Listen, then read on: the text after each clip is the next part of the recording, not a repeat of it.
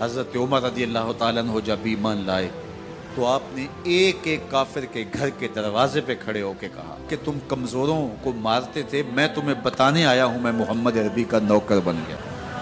بلکہ آپ نے اعلان کیا جس نے اپنی بیوی کو بیوہ اور بچوں کو یتیم کروانا ہو اور اپنے ماں باپ کی کمر کو جھکانا ہو وہ عمر کے مقابلے میں آئے۔ اللہ اکبر۔ زنیرہ نامی ایک خاتون تھی، بہت کمزور۔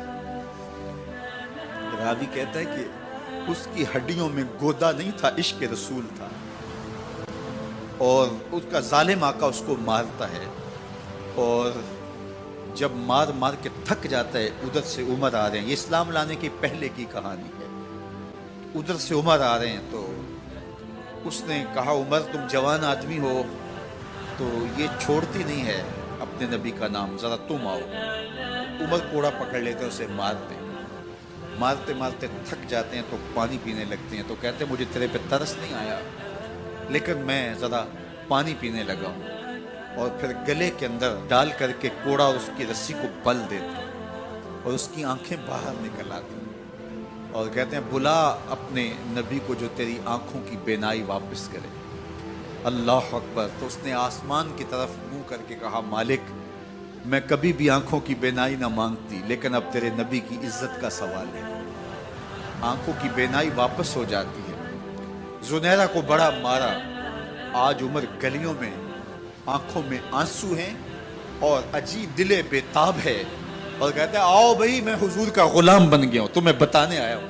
زنیرہ نے موڑ کاٹا تو آگے عمر یہ آواز دے رہے تھے۔ زنیرہ ایک کونے پہ کھڑے ہو کے رو کے کہتی ہے عمر تم تو بڑے اس دن جوش و غضب میں تھے اور تم مارتے ہوئے تھکتے نہیں تھے۔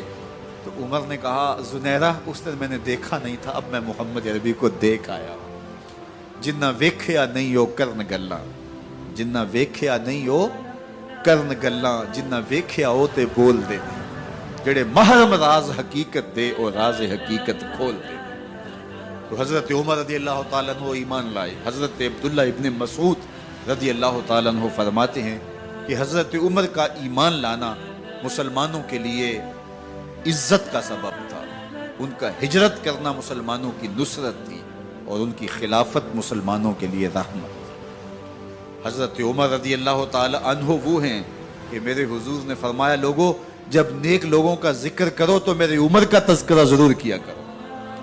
میرا عمر وہ ہے کہ جب وہ ایک سمت سے آ رہا ہو، ایک گلی اور بازار سے آ رہا ہو تو شیطان بھی آ رہا ہو عمر کو دیکھ کے راستہ تبدیل کر لیتا ہے۔ حضرت عمر رضی اللہ تعالی عنہ کی طبیعت کے اندر جو جاہ و جلال تھا، طبیعت کے اندر جو سختی تھی، وہ اسلام کے اندر آ کر بھی قائم رہی، اور آپ نے وہی سختی، وہی جاہ و جلال جو پہلے مسلمانوں کے خلاف تھا اب کفار کے خلاف، منافقین کے خلاف حضرت عمر کی طبیعت کے اندر وہ جوش و خروش بدستور موجود ہے۔ لیکن جس دن آپ خلیفہ بنے تو اس دن آپ نے ممبر پہ چڑھ کے جو خطبہ دیا اس میں کہا لوگوں میں سخت اس لیے تھا کہ رسول اللہ نرم تھے، پھر میں سخت اس لیے تھا کہ حضرت ابو بکر صدیق نرم تھے، اب میں تخت خلافت پہ بیٹھا ہوں، اب میری سختی جو ہے وہ نرمی میں تبدیل ہو گئی، صرف فاسقوں، فاجروں اور باغیوں کے لیے میں سخت ہوں، باقی تمہارے لیے نرم ہوں۔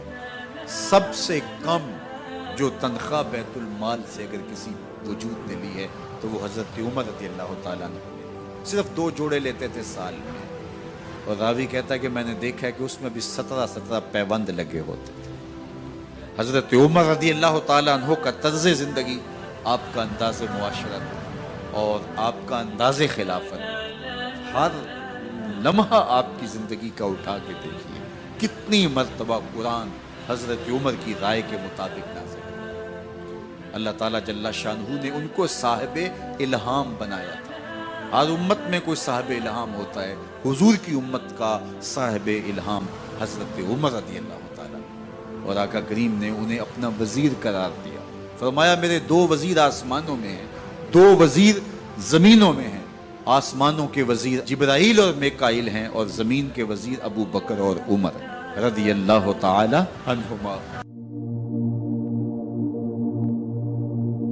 ایک دن حضرت عمر بیٹھ کے رو رہے تھے تو کسی نے کہا حضرت رو کیوں رہے ہیں؟ فرمایا کہ میں اس لیے رو رہا ہوں کہ فلاں پل سے بکریاں گزری ہیں، تو پل کے اندر شکستگی تھی، ٹوٹا ہوا تھا پل درمیان میں، اس میں ایک بکری کی ٹانگ ٹوٹ گئی ہے۔ تو میں ڈرتا ہوں کہ میرا رب یہ نہ پوچھے کہ عمر تو نے پل صحیح تعمیر نہیں کروائے تھے کہ ایک بکری کی ٹانگ کیوں ٹوٹی ہے۔ یہ ہیں حضرت عمر رضی اللہ تعالی عنہ۔ اللہ اکبر۔ تو اللہ تعالیٰ جل شانہ نے حضرت سیدنا عمر بن خطاب رضی اللہ تعالیٰ عنہ سے جو کام لیا، مختصر دور خلافت کے اندر 10 سال 6 ماہ 4 دن آپ نے خلافت فرمائی ہے، لیکن کہاں سے چلے اور یہاں مکران تک، بلوچستان کا حصہ ہے، یہاں تک آپ کے سلطنت کی حدود وسیع، ادھر آرمینیا تک جا پہنچے، حمص فتح کیا، قادسیہ، یرموک۔ آپ ذرا دیکھیے کہ کہاں تک آپ کی فوجوں کے گھوڑے دوڑتے رہے، اور اللہ تعالیٰ جل شانہ نے ان کو جو توانائی، عدل و انصاف کی قوت عطا فرمائی۔ اللہ اکبر۔ جب زمین پہ عدل کیا ہو تو زمین بھی حکم مانتی ہے، اور حضرت عمر وہ تھے جن کا حکم ہوائیں بھی مانتی تھی، زمین بھی مانتی تھی، جن کا حکم جو ہے وہ آگ بھی تسلیم کرتی تھی اور دریا بھی ان کا حکم مانا کرتے تھے۔ مصر کے اندر یہ رسمیں بد جاری تھی کہ سال کے بعد ایک دوشیزہ کو زیورات پہنا کے اچھے لباس میں ملبوس کر کے دریا کی بھیڑ چڑھایا جاتا، اس کی قربانی دی جاتی، اس کا خون بہتا تو دریا چلتا۔ جب مسلمانوں نے مصر فتح کیا تو گورنر نے لکھا کہ اسلام تو اس طرح کی رسوم کی اجازت نہیں دیتا، لیکن خشک سالی ہے، لوگوں کی فصلیں ویران پڑی ہے، تو حضرت کیا کیا جائے؟ تو حضرت عمر رضی اللہ تعالیٰ عنہ کاغذ کے ٹکڑے پہ لکھتے ہیں، بسم اللہ الرحمن الرحیم، مصر کے نیل کی جانب عمر کا خط لکھتے ہیں، اے نیل اگر تو اللہ کے حکم سے چلا کرتا ہے تو چل، ورنہ ہمیں تیرے چلنے کی کوئی حاجت نہیں۔ اور قاصد کو کہا یہ خط لے جاؤ اور جا کے دریائے نیل میں پھینک دو۔ قاصد جا کے خط دریائے نیل میں پھینک دیتا ہے، پانی آتا ہے، ایسا دریائے نیل چلا، 14 صدیاں ہوئی ہیں آج تک کبھی بند ہی نہیں ہوا۔ دریا حکم مانتے، آگ نکلتی ہے۔ لوگ حضرت عمر رضی اللہ تعالی عنہ کے پاس آئے، حضرت لاوا پھوٹا ہے، آگ نکل رہی ہے اور مدینے کی طرف بڑھ رہی ہے، اب کیا کیا جائے؟ فائر بریگیڈ تو زمانے میں تھی نہیں۔ عمر نے اپنی قمیض اتاری، جس قمیض پہ 17 پیوند لگے ہوئے تھے چمڑے کے، کہا یہ قمیض لے جاؤ، جدھر آگ بڑھ رہی ہے آگے ڈھالنا، آگ پیچھے بھاگ جائے گی۔ زلزلہ آتا ہے تو زمین پہ دھرا مارتے ہیں، زمین رک جا، کیا عمر نے تیری چھاتی پہ عدل نہیں کیا ہے؟ تو یہ عمر ہیں رضی اللہ تعالی عنہ کہ جن کے انصاف کی وجہ سے، جن کے عدل کی وجہ سے اللہ تعالیٰ کی رحمات، اس کی برکات کا نزول ہوتا تھا، اور اللہ تعالیٰ نے مسلمانوں کو وہ آبرومند حکومت دی۔ کائنات کی تاریخ کے اندر ایسی حکومت آپ نے نہیں دیکھی ہوگی جو حضرت عمر نے حکومت کی ہے۔ اللہ اکبر۔ فرمایا فرات کے کنارے پہ ایک کتا بھی پیاسا مر گیا تو اس کا حساب بھی عمر سے ہوگا۔ باہر سے سفیر آتا ہے اور آ کے پوچھتا ہے کہ میں امیر المومنین کے، مسلمانوں کے حکمران کے محل میں جانا ہے، تو وہ مسکرا کے کہتے ہیں ہمارے امیر کا تو کوئی محل نہیں ہے۔ کہا کہاں ہے تمہارا امیر؟ کہا مسجد نبوی میں ہوگا یا بیت المال کی اونٹوں کی دیکھ بھال میں لگا ہوگا۔ وہ جب گئے تو مسجد میں نہیں ہے، اللہ اکبر، وہاں گئے تو وہاں بھی نہیں ہے۔ پھر کیا دیکھتے ہیں کہ عمر رضی اللہ تعالی عنہ جنت البقیع کے پاس ایک درخت کے نیچے اینٹ کا سرانہ رکھ کے سوئے ہوئے، تو اس نے کہا عمر تو نے عدل کیا ہے، تجھے کچی اینٹ پہ بھی نیند آ گئی۔ ہمارے حکمرانوں نے انصاف نہیں کیا اور وہ بند اور محفوظ کمروں کے اندر بھی سکون اور چین کی نہیں سو سکتے۔ حضرت سیدنا عمر رضی اللہ تعالیٰ عنہ نے اس طرح ان امور سلطنت نبھائے۔